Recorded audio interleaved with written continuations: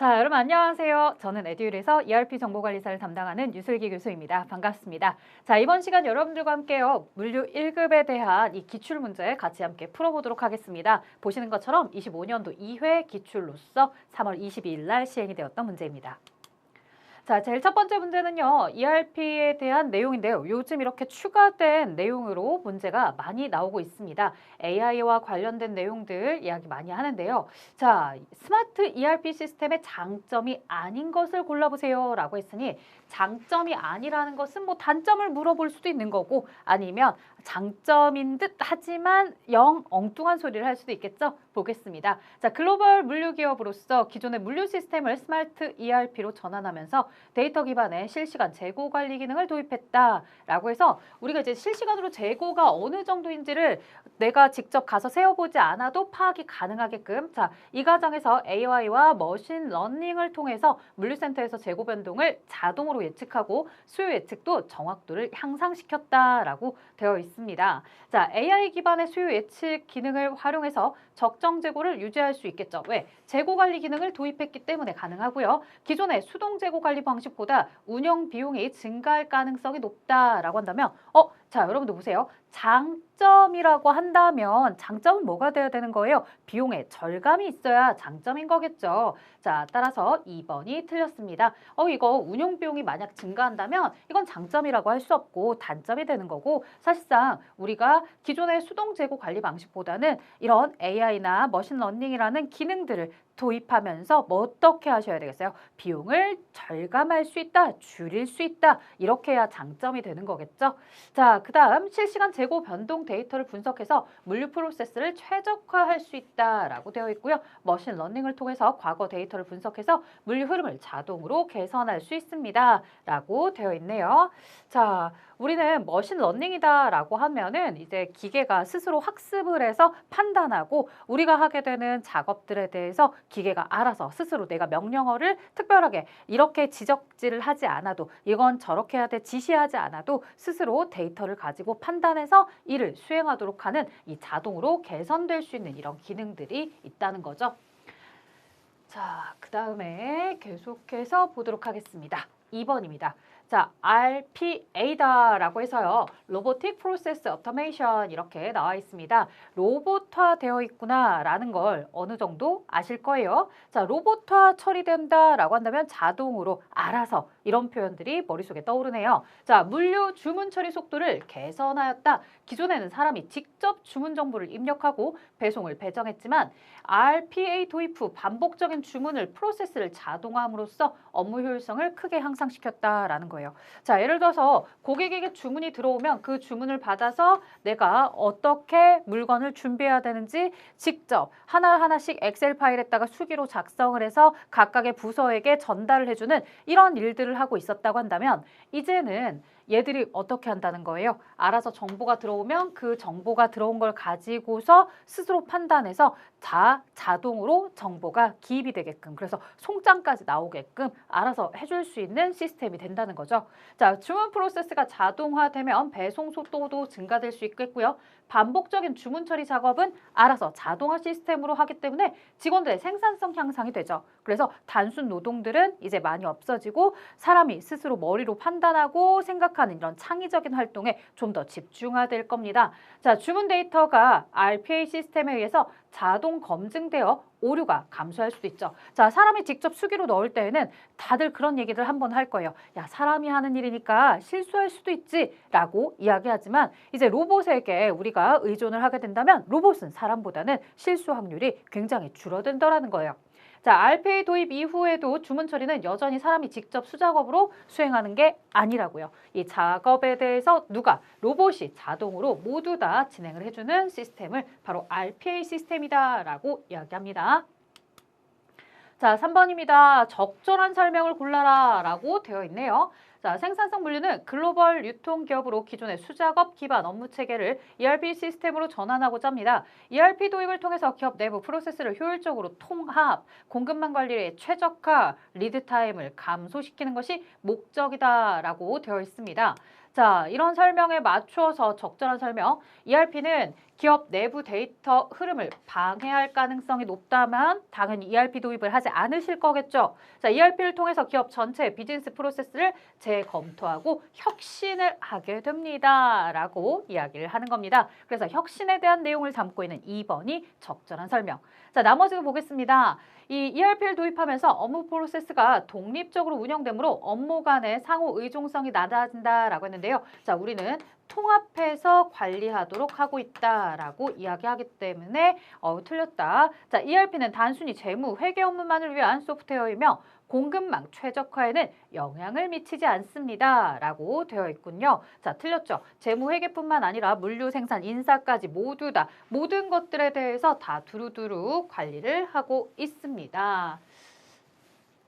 자, 4번입니다. 상용화 패키지다 라고 해서 우리가 개발자를 채용해서 회사 자체 내 프로그램, ERP 프로그램을 개발하는 것이 아니라 이미 이 ERP 프로그램을 만들어서 배포하고 있는 업체들로서 상용화된 패키지를 구매해서 쓸 수 있더라는 거죠.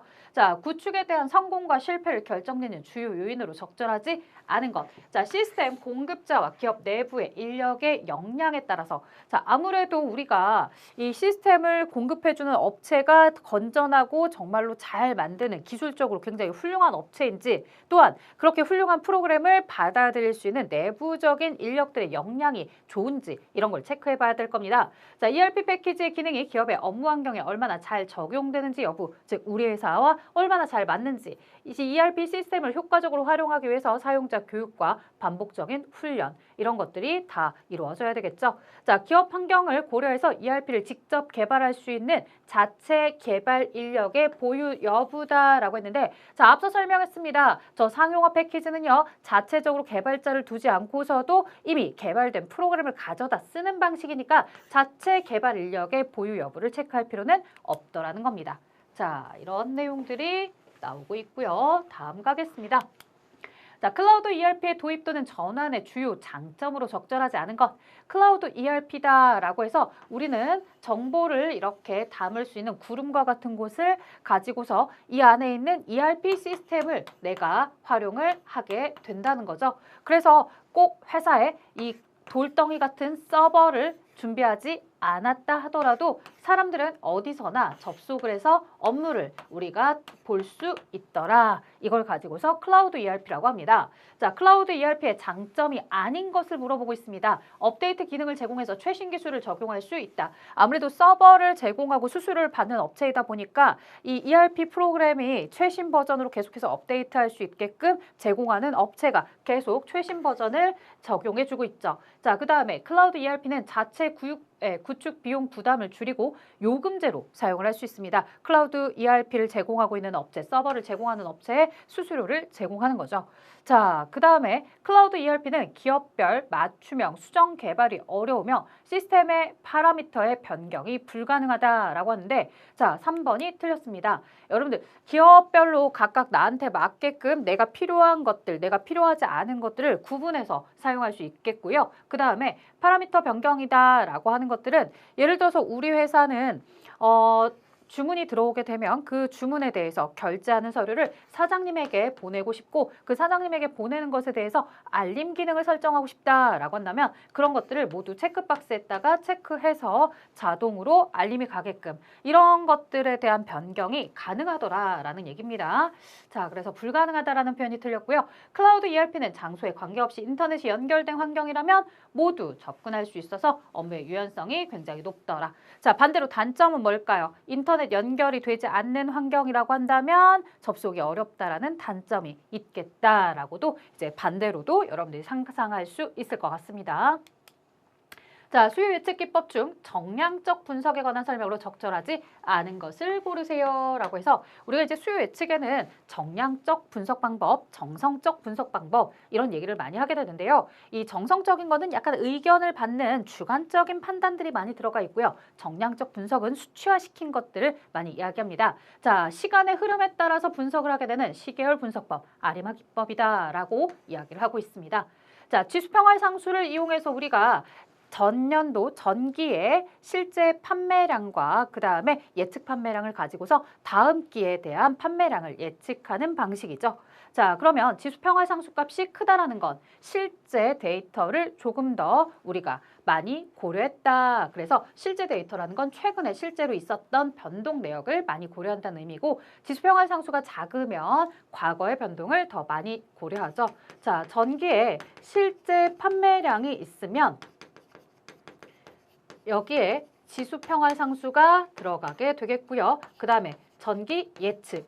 아무래도 전기 예측이 더 먼저 이루어지는 거고 실제 데이터가 그 이후에 발생을 한 거니까 최근의 데이터, 이 지수평화 상수가 크다는 것은 최근 데이터에 더 많은 비중을 싣고 있다는 거죠. 전기 예측은 1- 지수평화 상수로 이렇게 진행을 하게 될 겁니다. 자, 분해법은 과거 판매 자료가 갖고 있는 특성 변화를 추세 변동, 순환 변동, 계절 변동, 불규칙 변동으로 구분해서 예측한 후 이를 종합해서 수요를 예측하는 방법. 이걸 이제 분해법이다라고 이야기합니다. 자, 그러면 정답은 4번일 텐데요. 왜 틀렸느냐? 종속 변수에 영향을 미치는 독립 변수를 찾아내고 라고 해서 우리가 얘기할 수 있는데, 자, 그 요인과 수요와의 관계를 분석해서 삼포도나 상관계수 등을 밝히고 향후 수요를 예측한다라고 했는데, 사실 뭐 삼포도, 상관계수 이런 거 잘 몰라요. 우리 그 대신 뭐를 알 수 있냐면 종속 변수다, 독립 변수다라고 하게 되면은, 자, 원인이 뭐고 결과가 어떻게 되느냐 이런 얘기예요. 자, 만약에 에어컨 판매량에 대해서 알고 싶어요. 그러면 에어컨 판매량이라는 결과치는 뭐가 원인이겠어요? 기온이 얼마나 올라갔느냐, 기온이 얼마나 높습니까? 이 기온의 변화에 따라서 뭐가 에어컨의 판매량이 달라질 수 있다는 거죠. 자, 원인이 무엇인지에 따라서 결과치가 달라지게 되는 거, 바로 인과관계 분석에 대한 설명입니다. 따라서 확산 모형은 이렇게 하면 틀렸다. 확산 모형에 대한 설명이 아니라 인과관계 모형 분석에 대한 설명을 하고 있습니다. 라고 체크해 주셔야 됩니다. 그러니 이제부터 종속변수, 독립변수를 보면 저거는 원인과 결과를 표현하는 방식이야. 인과관계 모형이지. 라고 대답을 해주시면 좋겠습니다. 자, 7번 갑니다. 생산전자의 판매계획 수립 과정에 대한 설명으로 적절한 것. 자, 주식회사 생산전자는 최근에 새로운 제품을 출시하면서 판매계획을 수립하고 있다. 회사는 과거 시장 점유율 분석, 경쟁사, 가격 전략, 판촉 활동 등을 고려해서 매출, 목표 매출을 설정하고 있다. 자, 시장 조사를 먼저 하고 그다음 수요를 예측해서 판매 예측, 판매 목표 설정, 판매 할당 과정을 거쳐 구체적인 판매 전략을 세우고 있습니다. 라고 얘기를 해주고 있습니다.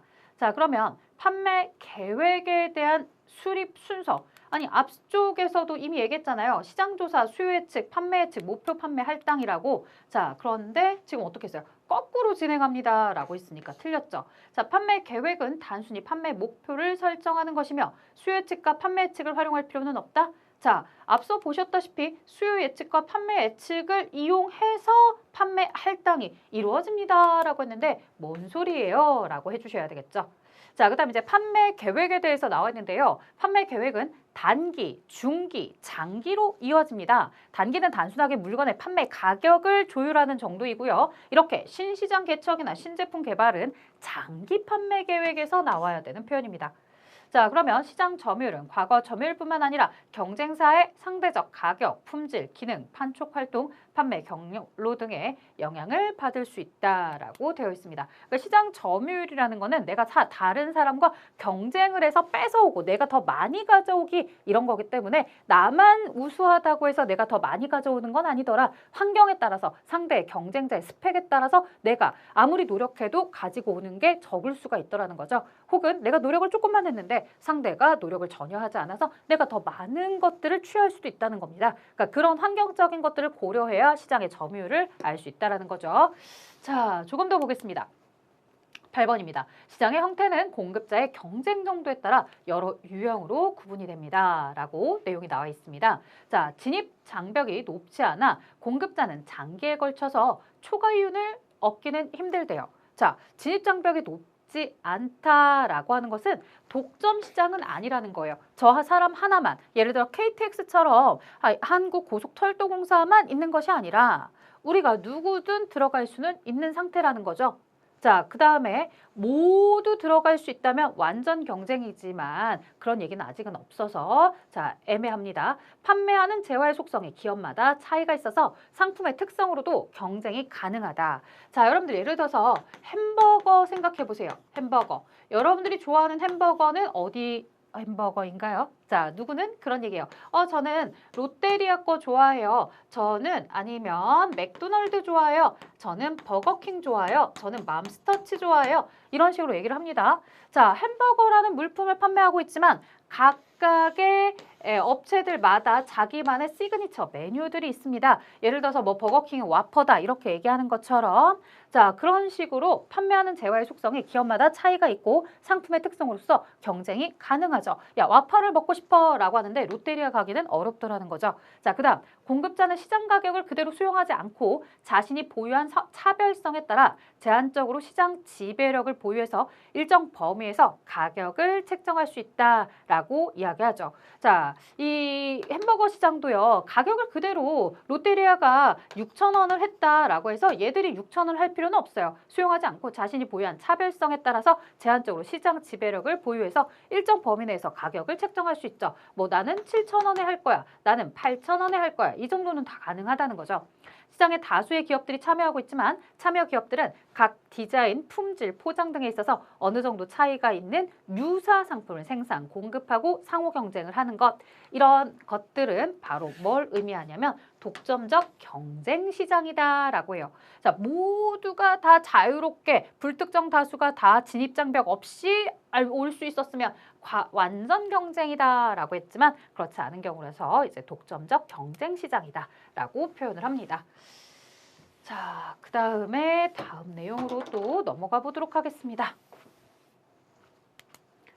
자, 이 파레토 분석에 대한 내용을 얘기하고 있군요. ABC 분석이다라고 하는데요. ABC 분석이라는 건 뭐겠어요? 고객 그룹을 A, B, C 그룹으로 나눕니다. 이 A 그룹을 우리는 VVIP로 이렇게 모셔야 됩니다. 라고 얘기하는 건데요. 자, VVIP로 모셔야 되는 이유가 뭐냐라고 했더니 우리 전체 매출의 70에서 80%에 해당하는 매출을 이 20%에서 30% 정도가 차지하는 A그룹의 고객들이 모두 우리 회사의 대부분의 매출을 책임지고 있더라 이겁니다. 괜히 이쪽에 집중하지 말고 우리는 이 A그룹의 고객에게 집중을 하게 되면 좀 더 매출을 극대화시킬 수 있을 거다라는 거죠. 얘가 와서 하나 사주고 얘가 와서 하나 사주는 것보다 A그룹에 있는 고객이 와서 하나 사주는 게 훨씬 더 파급적이다, 영향력 있다라고 보는 겁니다. 자, 그렇다면 이렇게 매출의 7, 80%를 차지해야 되니 지금 전체적인 내용들을 쭉 다 더해 보시는 겁니다. 자, 50, 30에서 80까지 왔고요. 여기까지가 90이 됩니다. 자, 그리고 나머지가 10 이렇게 되면 100까지 오는 거죠. 자, 전체 100에서 A그룹까지만 하면은 50, B그룹까지 하게 되면은 30으로 80%의 매출이 바로 A와 B 고객이 담당을 하고 있습니다. 나머지 그룹은 거래처들은 나머지 20, 30%에 해당하는 20%에 해당하는 부분만 차지하고 있습니다. 자, 그래서 A그룹 고객군이었으니까 AB만 체크가 되었고 10번 갑니다. 여신한도액인데요. 요 과거 3년간의 회수 누계액의 평균 총 이익률을 곱합니다. 라고 되어 있습니다. 과거의 회수 누계액을 기록하고 있다는 건 바로 과거의 이익액을, 실적을 가지고서 우리가 여신한도액을 구하는 방식입니다. 잘 모르는 친구들도 과거 3년간의 회수 누계액이다라는 저 과거라는 단어를 통해서 4번으로 찍더라도 4번으로 찍지 않았을까 싶습니다.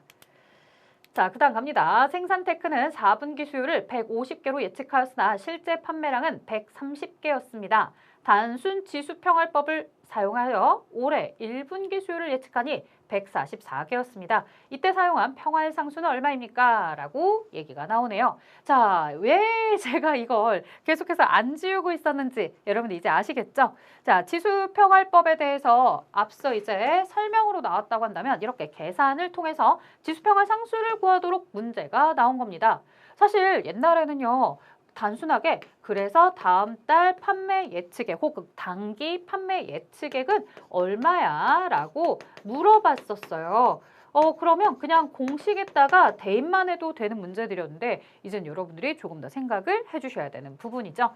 자, 예측과 실제 판매량이 있다면 실제가 130 곱하기 지수평가상수, 그 다음 예측에 대한 값이 150 그리고 1 마이너스 지수평가상수, 이렇게 해서 나오는 예측 결과값이 144였습니다. 라는 겁니다.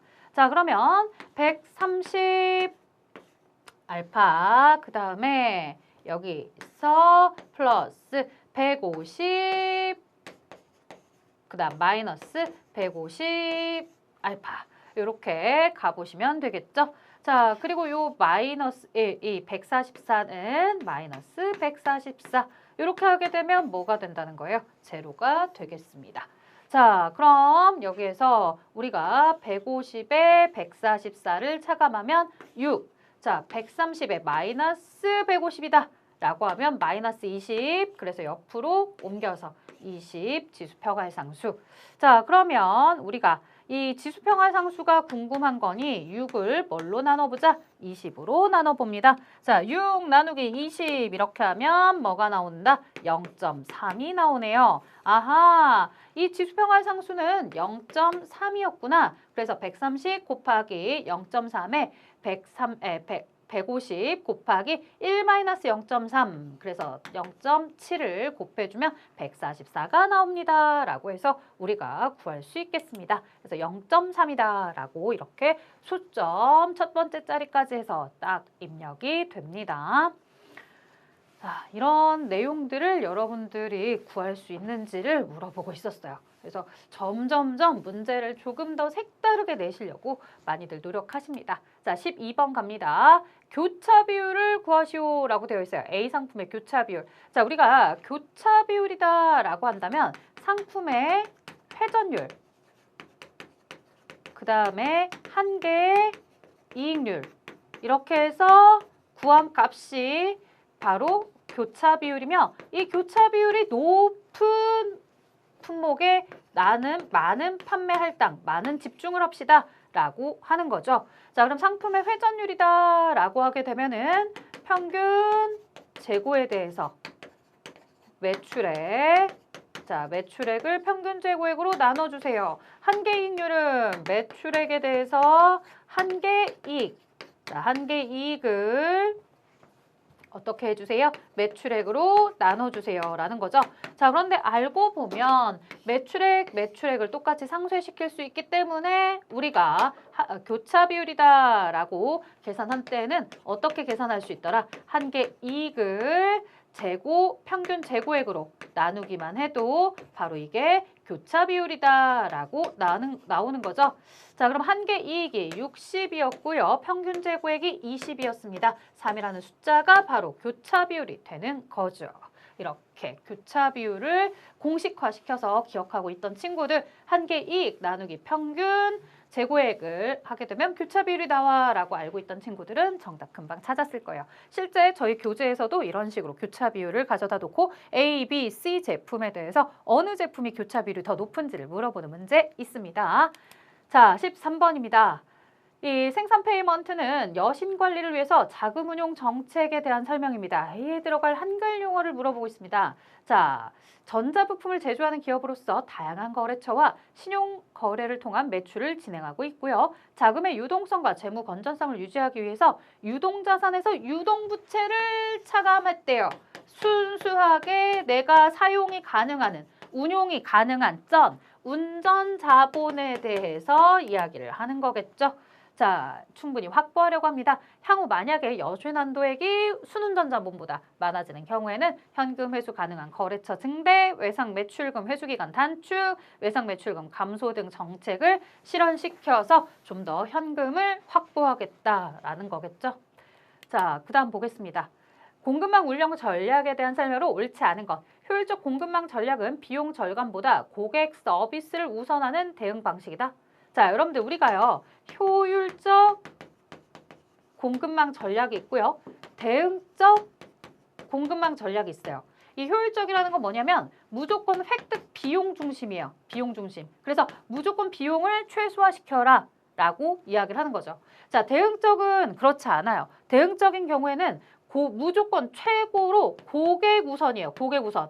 그러면 고객의 우선을 하게 되려면 재고도 많이 가지고 있어서 고객이 언제든 왔을 때 물건을 줄 수 있어야 돼요. 그리고 굉장히 공격적인 마케팅이나 이런 것들을 통해서 고객에게 빨리빨리 응대해 주셔야 됩니다. 자, 그렇다면 공급망 전략에 대해서 얘기할 때 비용 절감보다 고객 서비스를 우선한다는 건 효율적 공급망이 아니라 어디에 대한 거다? 대응적 공급망에 대한 설명이었겠죠? 1번이 틀렸다. 자, 나머지는 효율적 공급망의 전략은 높은 생산 가동률을 유지하고 공급망에서 높은 재고 회전율과 낮은 재고 수준, 비용을 낮춘다는 게 재고 관련 비용이나 재고에 대한 비용도 최소화시키는 거예요. 하지만 대응적 공급망은 어때요? 재고를 많이 쌓아둬서라도 고객들이 왔을 때 상실되지 않도록, 고객을 놓치지 않도록 우리가 이런 것들도 다 관리를 하는 거죠. 그래서 비용은 중요하지 않아. 물건을 많이 준비해서라도 고객들에게 절대 허탈함을 남기지 마. 약간 이런 느낌이에요. 자, 대응적 공급망 전략은 리드타임 단축을 위해서 적극적 투자를 하죠. 왜? 고객들은 조금이라도 기다리고 싶지 않아 해. 내가 최소화시켜서 고객에게 원하는 물건을 빨리빨리 줄 수 있게끔 돈을 더 많이 투자를 하는 겁니다. 자, 그 다음에 이 대응적 공급망 전략은 수요 예측이 어려운 혁신 제품에 빠르게 대응하며 품절, 가격이나 압력, 그 다음 불용 재고를 최소화하는 것을 목표로 합니다. 라고 되어 있죠. 그래서 재고를 많이 쌓아두고 있다 하더라도 빠르게 고객들에게 대응적으로 줘야 하겠다. 자, 15번 갑니다.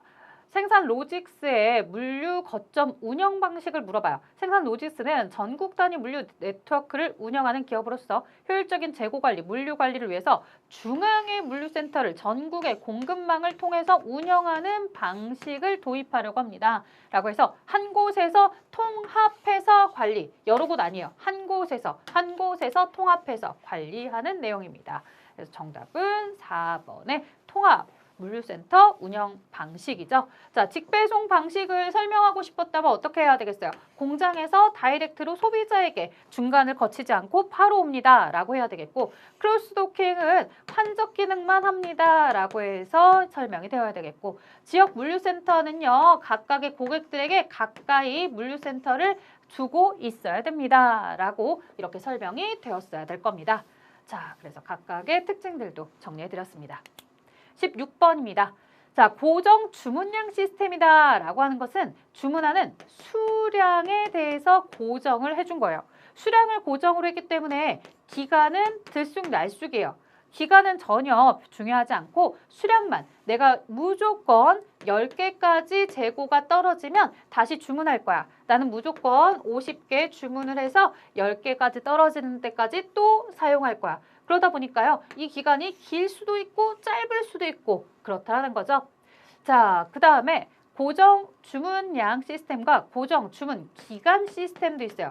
자, 고정 주문 기간에 대해서는 무조건 일주일에 한 번씩, 한 달에 한 번씩 재고에 대해서 주문하는 시기가 동일해요. 대신 이 내가 갖춰야 되는 재고의 개수가 항상 그때그때 다르더라는 거죠. 지금 5개밖에 없으면 45개를 더 주문해 주세요 라고 하는 거고, 지금 10개가 있으면 40개를 주문하세요 라고 하는 거고, 지금 20개가 있으면 30개만 주문해 주세요 라는 거예요. 그러니까 기간만 동일할 뿐이지 그때그때 주문하는 양은 다르더라라고 이렇게 볼 수 있습니다. 자, 고정 주문량이나 고정 주문 기간이나 사실상 서로의 장단점들이 있습니다. 그러니 고정 주문량 시스템이 주문 기간 시스템을 보완하기 위해서 개발됐다라고 표현할 수는 없습니다. 각각의 장단점들이 있고요. 자, 두 가지를 보완하기 위해서 나온 건 절충형이었겠죠. 자, 고정 주문량 시스템은 현재 재고량을 수시로 조사해야 되기 때문에 제 주문점 도달 여부를 판단해야 하니까 관리 부담이 굉장히 높아요. 왜? 계속해서 재고가 10개까지 도달할 때까지 매일매일 실시간으로 가서 확인을 해줘야 됩니다. 그렇기 때문에 관리 부분에서 굉장히 피곤한 거죠. 고정 주문량 시스템의 발주 시기는 일정하며 고정 주문 기간 시스템의 발주 시기는 재고 수준에 따라 달라질 수 있다라고 했는데 두 가지 설명이 바뀌어서 틀린 거죠. 고정 주문량 시스템은 앞서 얘기했다시피 양에 맞추는 거기 때문에 기간이 들쑥날쑥이에요. 자, 하지만 고정 주문 기간에 대해서는 어때요? 일주일에 하나씩 이렇게 진행이 되는 거죠.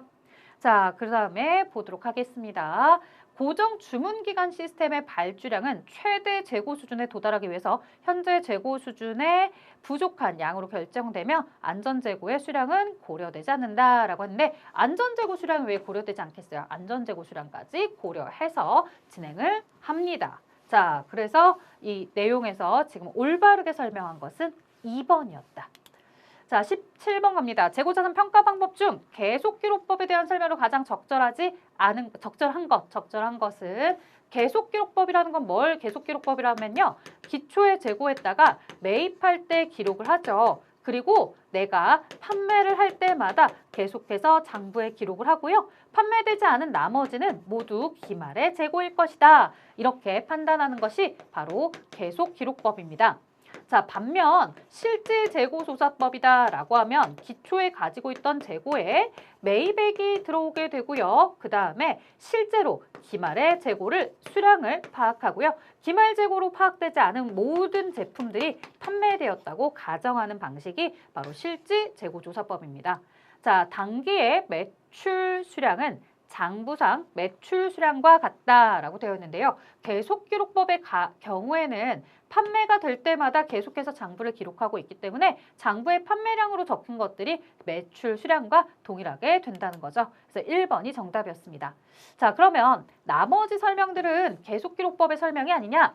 자, 기말 재고로 파악되지 않은 수량은 단계 매출된 수량으로 간주한다. 바로 실질재고조사법입니다. 기말의 재고로 파악이 되지 않으면 모두 매출된 수량으로 파악하고 있고요. 재고자산의 구입 수량은 기록하고 판매나 사용 수량을 기록하지 않습니다. 계속기록만 수량을 기록하고 있고요. 여기에 실질재고조사법은 기말에 대해서 기록을 하는 거죠. 그래서 판매나 사용 수량을 기록하지 않고 자, 파악이 곤란한 감모 손실의 수량도 모두 다 매출 수량으로 포함이 되죠. 왜? 실제로 정상적으로 남아있는 기말 재고만 기말의 재고자산이다라고 하기 때문에 여기서 파손이 됐든 아니면 어떤 상태로 있든 모두 다 매출된 거야 라고 가정을 해버립니다. 그렇기 때문에 이 매출과 관련된 매출 원가가 과대계상이 될 수밖에 없어요. 기말이 아니면 다 모두 다 판매된 걸로 봅니다. 감모 손실 부분도 다 판매된 걸로 봅니다. 라고 했기 때문에 매출 원가 과대계상이 될 수밖에 없더라 라고 이렇게 표현을 해주겠습니다.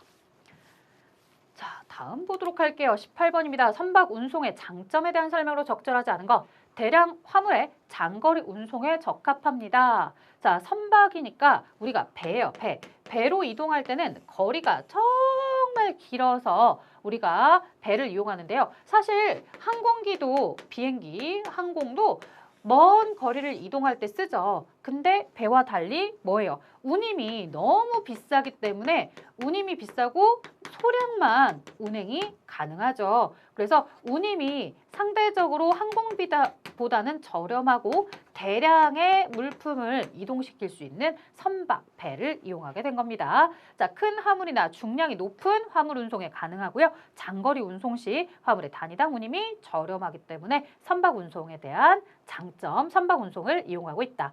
자, 그러면 4번 화물의 손상이 적고 포장이 간단해서 포장비 저렴한 것은 항공과 관련된 내용입니다. 선박은 여러분들 우리 뉴스에서도 봤다시피요. 아주 이런 거대한 컨테이너 박스 안에다가 물건을 넣어야 되는데 혹시라도 바닷물이 들어가서 이 물건들이 손상이 올까 봐 이 안에 여러 겹으로 2중, 3중으로 계속해서 포장이 이루어져야 되기 때문에 포장과 관련된 비용이 굉장히 비쌀 수밖에 없더라. 자, 19번입니다. 비용은 적은 자원으로 제품 서비스를 창출할 수 있는 능력을 나타낸다 라고 되어 있어요. 자, 우리가 이제 비용, 그 다음에 여기 시간, 유연성이 나와 있습니다. 자, 네 가지를 가지고서 이야기를 하는데요. 지금 보시는 것처럼 고객의 욕구를 만족시키는 척도, 소비자에 의해서 결정이 되는 거 뭘 얘기하더라? 바로 품질을 이야기하는 거죠. 소비자들이 그 품질에 대해서 와, 이건 진짜 질이 좋은 것 같아. 이건 질이 별로인 것 같아. 라고 느끼는 거. 그게 바로 품질입니다. 그래서 여러분들 뭐 비용, 품질, 시간, 유연성 이렇게 네 가지 기억을 해두셨다면 A에 대한 설명을 딱히 해석하지 못해도 품질 하나 남아있네 라고 해서 답을 쓸 수 있을 것 같아요. 자, 20번 갑니다. 후입 선출법입니다. 후입 선출법은 뭐냐면 나중에 들어온 게 먼저 나가는 방식이고요. 9월 말 재고자산을 산출하고 해요. 자, 그럼 9월 말 재고자산이다라고 하게 되면은 말 그대로 남아있는 재고거든요. 자, 지금 기초 300원짜리 100개, 그 다음에 400원짜리 200개가 있었는데 요 8월 18일 날 200개를 매출합니다. 여기서 바로 이 매출한 200개가 얼마짜리가 매출이 되었느냐라고 할 때요. 선입선출법이었다면 100개짜리, 300원짜리 100개랑 그 다음에 400원짜리 100개가 매출되었습니다라고 했겠죠. 하지만 이건 선입선출법이 아닙니다. 후입선출법, 즉 바로 이 매출하기 직전에 들어왔던 물건이 1순위로 판매가 됩니다. 자, 다행히 여기 200개 있기 때문에 이 200개는 모두 400원짜리 200개가 판매가 된 거죠. 자, 그렇다면 남아있는 것은 제일 처음에 있었던 300원짜리 100개 3만원어치랑 그 다음 나중에 들어왔던 500원짜리 100개 5만원어치 해서 총 8만원이다 라고 금액이 나오게 됩니다.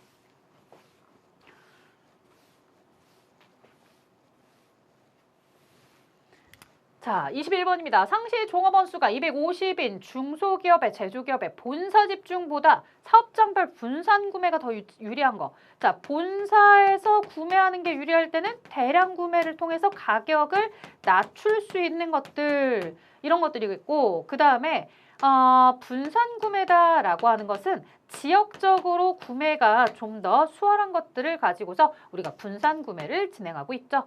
자, 본사 및 사업장별로 각각 설치할 고가의 하드웨어 제품, 비싼 거는 어떻게 하라고요? 네, 본사를 통해서 하시라고요. 원재료 가격 상승이나 변동성에 대해서 대처하기 위해서 대량 구매를 할 것도 본사에서 구매하세요. 전체 사업장에 쓰이는 안전화, 안전장갑 이런 공통 품목들도 본사에서 구매하세요. 자, 실내 온도 조절을 위한 냉난방 장치, 에어컨, 리모컨에 긴급으로 필요한 경우. 자, 리모컨이 필요한데 이걸 가지고서 본사에다 발주 넣어서 본사에서 줄 때까지 그러면 2, 3일 동안 혹은 하루 종일 우리 손님들이 에어컨에 배터리 없어서 계속 더운 상태로 식사를 하겠습니까? 아예 그날 장사를 다 접는 거죠. 자, 이럴 수는 없더라는 거예요. 그러니 그런 것들은 어떻게 진행하셔라. 지역별로 분산해서 구매하셔라. 이거 본사에다 발주서 넣고 이러지 마시고 이런 소량의 품목들은 알아서 근처 편의점 가서 구매하시든 마트 가서 구매하셔서 진행을 하셔야 되겠죠. 자, 그 다음에 보겠습니다. 22번. 제조업체인 주식회사 생산성은 신제품 출시를 앞두고 적절한 구매 가격을 결정하려고 합니다. 이 과정에서 가격 결정 방식에 대한 특성을 고려하고 있고요. 다음 중 성격이 다른 하나를 고르세요 라고 되어 있는데, 자, 가산 이익률 방식은 비용과 관련해서 플러스, 코스트 플러스 이런 것들, 목표 투자 이익률도 비용에 대해서 우리가 판매 가격과 비용을 사이에 두고서 이익이 얼마나 발생할 수 있는지를 보는 거죠. 자, 하지만 지각가치 기준 방식은 구매자가 얼마로 지각하고 있는지에 따라서 가는 것이기 때문에 비용에 대한 수치화시켜서 정확하게 산술적으로 가는 방식이랑은 다릅니다. 자, 23번입니다. 원가에 대한 설명으로 적절한 거. 자, 직접 원가는 이 재료비, 노무비, 경비다라고 하는데 재료비, 노무비, 경비는 원가의 3요소고요. 직접 원가는 직접 재료비, 직접 노무비, 직접 경비 이런 것들을 직접 원가라고 합니다. 총 원가는 직접 원가에 판매 관리비를 더한 것이 아니라 직접 원가에 제조 간접비를 더해 주셔야 되겠고요. 자, 그 다음에 이것도 총원가가 아니라 제조 간접비를 더한 것은 제조 원가다. 이렇게 표현이 되어야 되겠죠. 자, 그러면 판매원가, 총원가, 판매원가는 어떠냐? 이 제조 간접비에 판매 관리비를 더하는 게 아니라 제조 원가에 앞서 구했던 요 제조 원가에다가 판매 관리비를 더하게 되면 판매 원가다. 이렇게 가는 거죠. 자, 제조 원가는 직접 재료비, 직접 노무비, 직접 경비와 관련된 직접 원가 플러스 제조 간접비가 바로 제조 원가라는 얘기였습니다.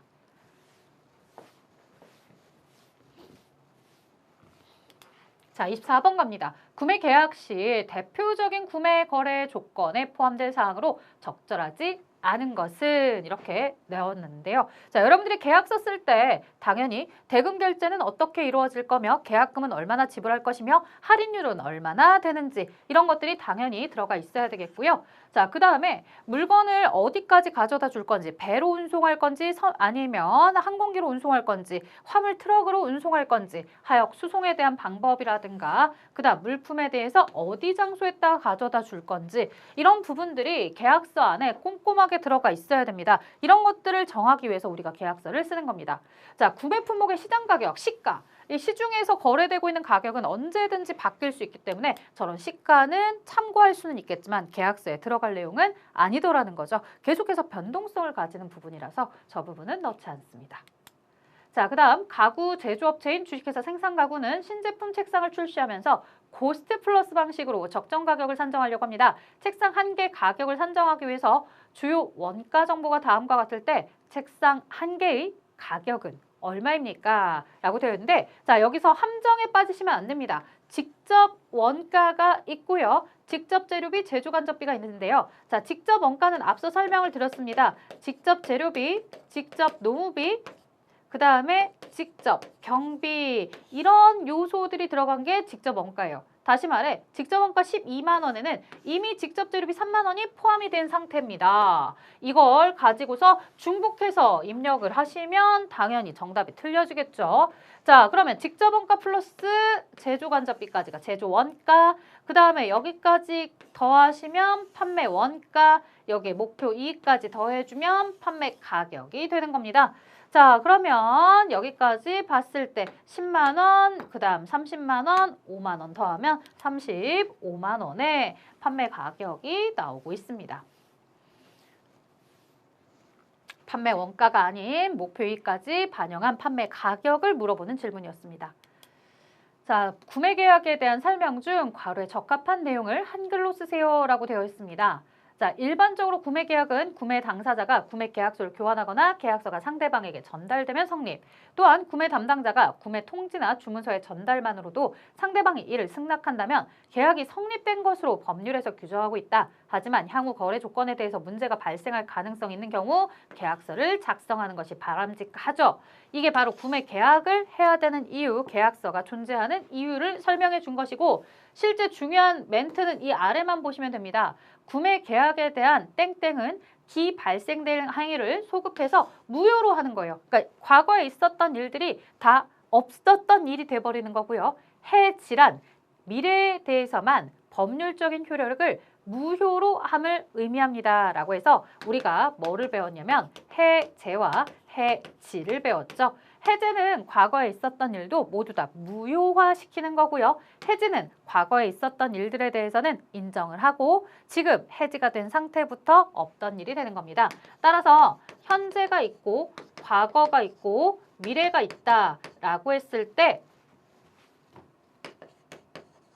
해제의 경우에는 과거에도 없었던 일, 현재도 없던 일, 미래도 없던 일. 해지는 과거에 있었던 일은 그대로 인정하되 현재부터 미래까지는 없던 일. 이렇게 돼버리는 거죠. 자, 따라서 뭐 어차피 미래는 다 해상사항이 없을 테니 과거에 있었던 일들을 어느 정도 인정하는지에 따라서 앞서 해제에 대한 설명이 나온 거고 뒤에 해지라는 설명이 나온 것입니다. 자, 그 다음에 보도록 하겠습니다. 27번 비교 우위와 국제 분업에 관한 설명을 적절한 것을 물어봅니다. 자, 비교 우위다라고 하면은 A 나라와 B 나라가 있습니다. 자, 그러면 그 A 나라와 B 나라에 대해서 우리가 X 물품과 Y 물품을 두고서 누가 더 우수하냐? 자, 사실상 A가 X를 생산하고 Y를 생산하는 데 있어서 나는 X를 생산할 때 2시간이면 가능합니다.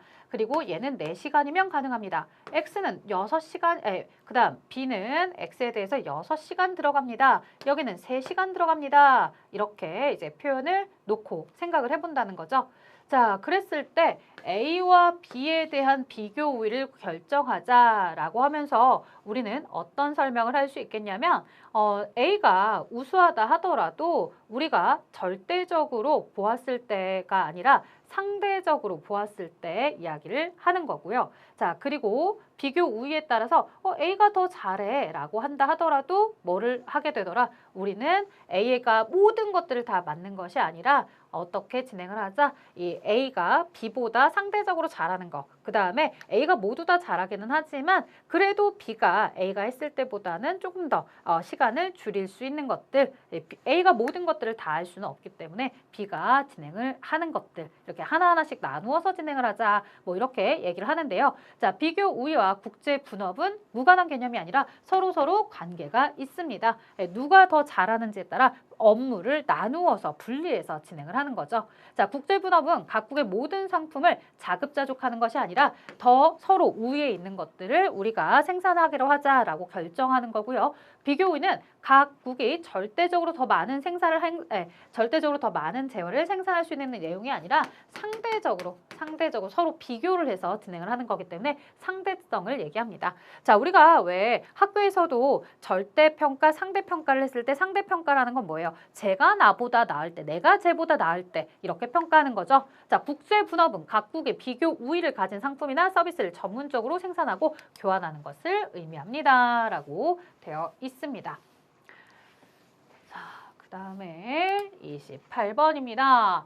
자, 수입 물품이 수입지에 도착하면 선적 서류를 가진 수출자가 대리인과 수입자가 함께 수입 통관을 하고요. 수입자가 직접 품질 검사를 해서 물품과 상환해서 수입 대금을 지급하는 물품을 인수해가는 방식이에요. 자, 여기서 보시다시피요.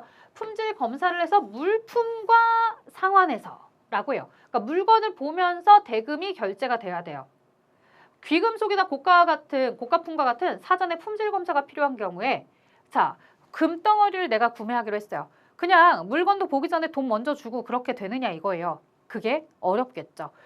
금같이 아주 고가의 물품 등에 대해서는 당연히 금이라는 물품을 내가 확인을 해야 됩니다. 물품이 확인된과 동시에 대금이 결제가 이루어져야 된다는 거죠. 자, 이게 바로 물건을 보고서 대금을 결제합니다라는 현물 상환불입니다. 현물 상환불. 자, 연불은요, 대금의 결제 자체를 늦춰주는 거죠. 지연시키다 이렇게 생각을 해주시고요. 누진불은 계속해서 작업이 들어갈 때마다 1차, 2차, 3차에서 누적적으로 대금의 지급이 이루어지는 거고요. 서류 상환불은 아직 물건이 오지 않았어도 서류만 보고서 대금의 결제가 이루어지는 방식이죠. 자, 29번입니다. 이 인코텀즈 2020의 표기가 올바른 것. 부산의 수출기업 부산 생산은 LA 항구까지 해상 운송비를 부담하며 자, 어디까지 갈 거냐? LA 항구까지 갈 거예요. 그러면 부산이라고 쓴 애들은 다 틀려요. 내가 목적지가 어디냐? 어디까지 가는지를 써주셔야 되겠고요. 보험료는 부담하지 않아요. 인슈런스 없어요. 그대로 물품에 대한 구매 대금만 주면 되는 거죠. 자, 그러면 우리가 운반에 대한 내용, 회송 운반비를 부담하면 됩니다. 자, cost freight이라는 CFR. 그래서 3번이 정답이 됩니다.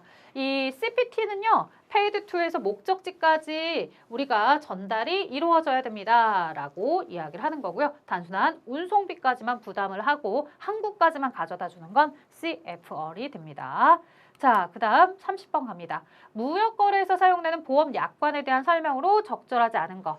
영국의 해상보험은 협회적 하약관을 대체하기 위해 제정이 되었다라고 하는데 서로 둘은 대체 관계가 아닙니다. 해상보험법은 약간 법률과 관련된 내용이고 그 다음 협회적 약관은 말 그대로 약속에 대한 부분입니다. 얘가 약간 공식적인 의미라면 얘는 이 아래에서 사적으로 이루어지는 내용으로 생각을 할 수 있습니다. 자, 그렇기 때문에 대체하기 위해서 나온 것은 아니다.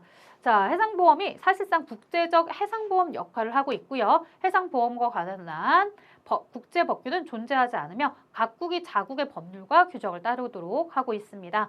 자, 그 다음에 세계 각국은 주로 영국 런던 보험의 업자협회에서 제정한 협회적 하약관을 사용하고 있습니다. 라고 해서 이 협회적 하약관에 대한 ICC에 대한 내용을 두고서 해상보험이랑 같이 설명을 해주고 있었네요.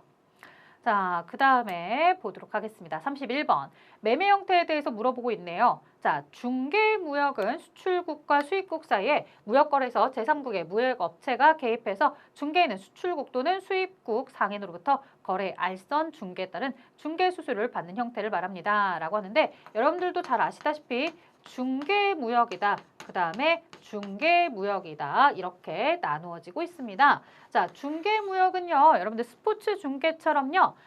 지금 방송을 하는 방송국이 있고요. 여기 우리 뭐가 있습니까? 스포츠 경기를 하는 경기에 대한 내용이 있겠고요. 그리고 이쪽에는 그것을 보는 시청자가 있겠죠. 자, 경기가 이루어지고 있고 시청자에게 그 전달을 하기 위해서 방송국이 그 내용을 중간에서 이렇게 중계를 해주는 거죠. 그래서 경기가 시청자들에게 갈 수 있게끔 이런 식으로 한다면 중계는요, 뭐가 되냐면 스포츠 에이전시라고 보시면 돼요.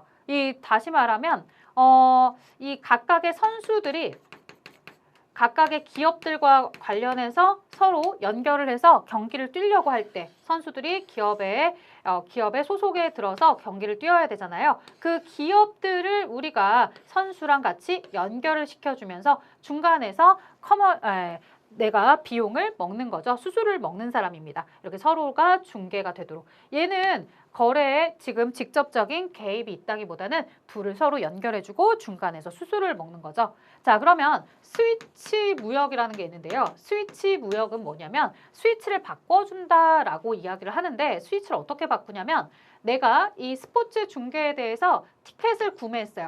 티켓을 구매하고 나서 티켓 구매자가 바로 내가 하는 것이 아니라 어떻게 한다는 거예요? 안표상이 되는 거예요. 안표상이 되어서 나는 이 중간에서 약간의 프리미엄 가격을 더 붙여요. 그래서 다른 사람에게 제3자에게 티켓을 판매하는 거죠. 그럼 실질적으로 이 경기에 대해서는 이 제3자가 보러 가게 될 겁니다. 이 경기와 관련해서 경기가 있다고 했을 때 티켓을 구매해서 중간에 안표상 역할을 통해서 수수료를만 먹는 거죠. 다시 말해 여기서 판매하는 사람과 보러 가는 사람이 정해지는 이 과정 안에서 사실은 이렇게 계약을 맺었던 걸 이렇게 계약이 맺어지게끔 중간에서 스위치를 눌러서 바꿔주는 역할입니다. 그래서 여기 보시다시피 매매 계약은 수출과 수입국 사이에 체결이 되고 화물도 수출국과 수입국에서 직행되지만 대금 결제만 제3국의 무역업자가 개입해서 제3국의 결제 통화나 계정을 통해서 무역 거래를 하는 것. 즉, 이 티켓을 구매해서 판매하고 있는 이 사람이 제3자는 아니었고요. 여러분들이 또 오해할 수 있으니까 여기 영화에 이 스포츠 경기를 보러 가는 관람자가 있다라고 한다면 이 경기를 제공하는 업체와 관람자 사이에서 안표를 운영하고 있는 사람이 제3자다. 여러분들은 이 멘트에 맞춰서 보시면 이렇게 되겠네요. 이런 내용들이 바로 이제 스위치 무역에 대해서 이야기를 하는 겁니다. 직접적으로 자신이 보러 가지 않아요. 자신이 보러 가지 않고 자기는 티켓을 구매해서 중간에 수수료만 더 붙여서 다른 사람에게 관람자에게 제공을 하는 거죠. 자, 관세를 과세하기 위해서는 과세 요건인 과세 물건 납세 의무자 세율이 과세 표준이 정해져야 됩니다. 과세 물건은 과세 부과 대상으로서 수입 신고 시에 신고된 물품이다. 납세 의무자는 원칙적으로 수입자이며 세율은 우리나라 경우 관세율표를 따른다. 자, 땡땡땡땡은 세액을 결정하는 데 기준이 되는 과세 물건의 가격 또는 수량을 말한다라고 하는데 과세 물건의 가격은 바로 과세 표준이다. 이렇게 보시면 되겠습니다. 자, 이번 회차 제가 문제를 이렇게 가지고 오면서 보니까요. 이 25년도 2회차 시험부터 약간의 특징들이 다시 두드러지고 있습니다. 신규 문제라고 나오긴 했지만 정말로 새로운 내용을 담았다라기보다는 문제에 대한 설명이 굉장히 길어집니다. 그래서 여러분들이 그 설명을 다 보다 보면은 실질적으로 시간을 많이 쓰게 되는 이런 현상들이 나타나게 될 거예요. 과거에 이론을 볼 때 시간이 부족했어요 라는 친구들 많이 없었는데요. 이제는 지문이 길어짐으로 인해서 내가 그 내용을 해석하는 부분이 조금은 시간이 걸릴 수 있다는 점 고려하시고 염두하시고 시험 시간에 시간 잘 체크해 주셔야 되겠고요. 다만 이런 방식에 나오게 된다면 이제 여러분들이 어떤 점이 더 좋게 됐냐면 내가 실질적으로 현업을 들어가서 하게 되거나 내용을 이해할 때 좀 더 스토리가 이렇게 나와 있는 상태에서 문제를 접하기 때문에 실무를 적용하거나 내가 조금 더 실질적인 경제관념이나 이런 것들을 도입해서 개념을 익히기에는 굉장히 좋은 방식인 것 같습니다. 장단점이 있겠지만 시험을 보러 가시는 분들은 반드시 시간 체크 잘 하셨으면 합니다. 자, 저는 여기까지 진행하도록 하겠습니다. 수고하셨습니다.